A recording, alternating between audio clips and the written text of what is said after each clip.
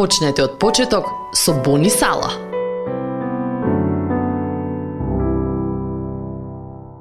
Не гледајте си ги само сопствените интереси, туку грижете се и за потребите на другите. Филипјаните, 2 глава, 4 стих. Во својата книга Исус кој никогаш не го познавав, Филип Јанси раскажува за еден човек кој работел во внатрешноста на градот и се сретнал со жена која била проститутка.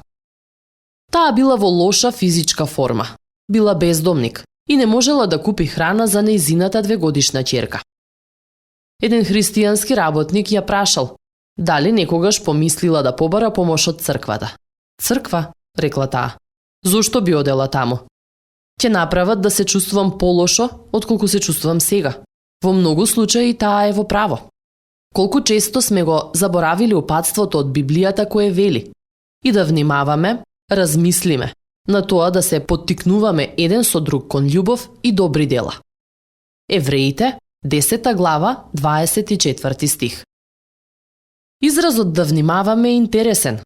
Потекнува од збор кој се преведува како внимава, размислува, забележува, обсервира, гледа, погледнува, разгледува, е свесен. Значи дека личноста ја користи својата глава и размислува за можностите, а потоа действува. Што би се случило ако секој пат кога се сретнеш со некој, дури на еден ден, се прашаш себе си?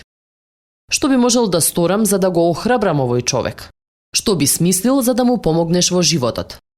Какво охрабрување ти би сакал да примиш? Она што го кажуваш може да биде токму потребното нешто, што му дава некому сила да продолжи откако бил поразен. Пак да размислува за Исус и да, дури и да му даде на неговиот народ во црквата 2 шанса. Да се охрабруваме едни со други. Се моќни зборови.